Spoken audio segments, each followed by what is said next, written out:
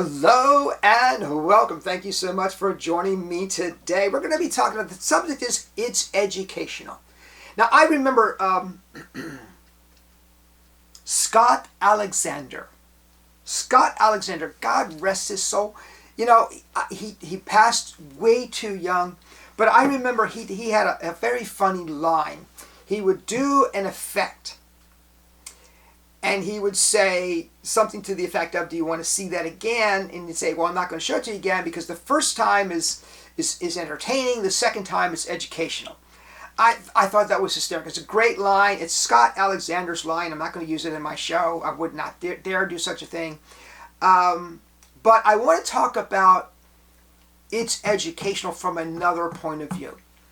Now, I recently decided that I'm going to move. All the disheveled stuff you see back here, it just looks like a mess.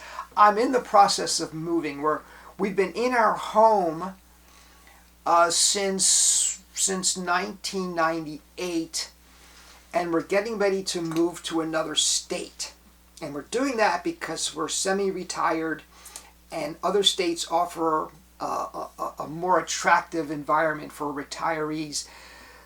Taxes is one issue. There are other issues as well, but we're getting ready to move for that reason.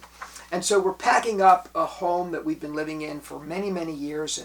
And of course, I'm a magician. I acquire books and I acquire props. And so I recently got together all the props that I'm not using. I sold them in bulk. I put together a bunch of books I'm not using. I tried to sell them in bulk. I decided not to sell them because I didn't get the price that let's put it this way, it was less than a fraction of a percent of what their actual value is. So I would rather hold on to them even though I got to move on. So that's what I'm going to do. But hey, if you're interested in a particular book, reach out to me and we'll talk about it. Anyway, it's educational. What do I mean by it's educational? You likely will not sell your magic for what you paid for. In fact, you absolutely will not.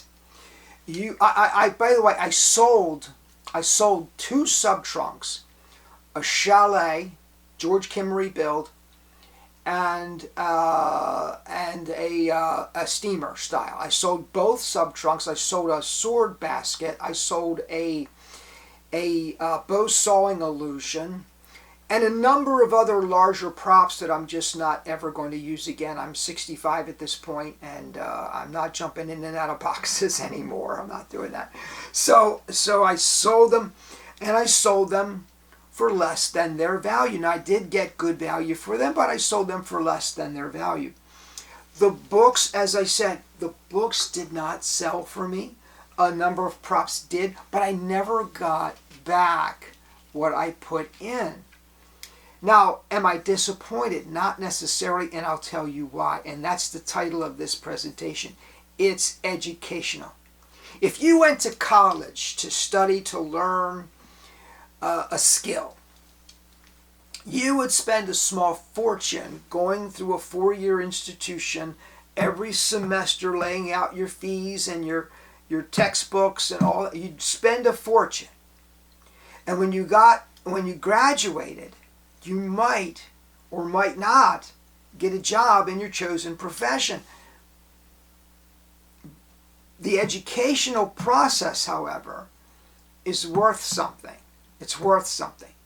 When you're a magician, when you decide, I want to be a magician, you are required to read. You are required to read these books. You must read these books. You must acquire them, and you must read them, and you must apply the knowledge you're acquiring in them. That's how you become a magician. That and constant practice and constant performing. But you're making an investment, you see. You're investing in the books that you purchase. You're investing in the props that you purchase. And you'll buy a prop. And you work with that prop for maybe weeks, maybe months, maybe years. And it will never end up in your show. All of that is part of the process of a magician's education. I would wager to you that the money that we spend on books and the money that we spend on props pales in comparison to the money that you would spend on your college education. It does. The point I'm trying to make, though, is don't get upset. Don't get angry if somebody doesn't want to pay for your book or your product. Don't get upset because you benefited from that. You grew from that. You were educated in that process. That whether or not you used the prop, it had an impact on your values. Is this prop for me? Does it fit my performance style? Do I have a good presentation for it? All of that helps you evolve as a performer.